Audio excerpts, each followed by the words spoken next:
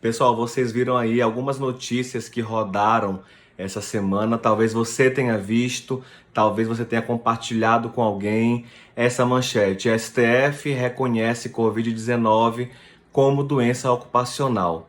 E eu estou aqui para tentar explicar essa decisão do STF e o que a nossa legislação anterior à pandemia do coronavírus já traz sobre o tema. Antes, eu quero mostrar para vocês o artigo 29 da medida provisória 927, que foi objeto da análise do STF para que se dissesse se havia inconstitucionalidade, ou seja, afronta à Constituição ou não. Vamos ver esse artigo aí na tela.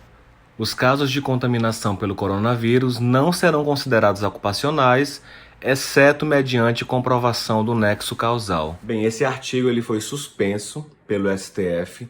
O ministro Alexandre de Moraes levantou a divergência, sustentando que esse artigo era muito ofensivo aos trabalhadores, principalmente os da linha de frente aí de serviços essenciais, que teriam um ônus muito grande de comprovar o nexo causal, ou seja, a relação entre a contaminação do coronavírus e o seu trabalho. Mas e aí? Então, todo mundo que pegar hoje o coronavírus, a gente sabe que é uma pandemia, os números só crescem, então todo mundo que se contaminar é uma doença ocupacional, e aí a gente sabe que existem reflexos previdenciários nisso, inclusive estabilidade, né? Quando do retorno, quando da alta previdenciária. Fica essa pergunta, mas eu vou, antes de trazer talvez a resposta ou não, trazer um artigo para vocês, que é um artigo da nossa lei previdenciária, da lei 8.213 de 91, ou seja, uma lei relativamente aí antiga, que trata sobre os planos de benefícios da Previdência Social,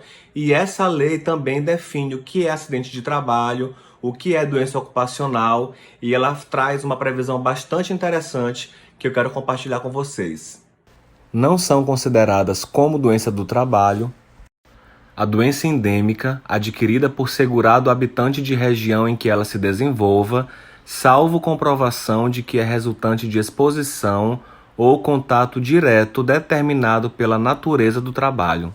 Então, como vocês viram, a doença endêmica, ou seja, aquela doença que acomete um grande número de pessoas em determinada região geográfica, não é considerada a priori, né, uma doença ocupacional. Então, um habitante de uma região geográfica em que uma doença endêmica está acontecendo e contaminando um grande número de pessoas, não é doença ocupacional, salvo se comprovado que a contaminação se deu à exposição daquele empregado ao risco do contágio, ou pela natureza do trabalho, essa contaminação já é presumida. Aqui o exemplo clássico são os profissionais da área de saúde, mas também aqueles outros que estão na linha de frente, né? Os trabalhadores em farmácias, que lidam ali também com a saúde, até os motoboys que têm feito delivery, entregas de alimentos e mercadorias, que tem sido um serviço bastante acionado nesse período, também podem se enquadrar nessa ressalva, né?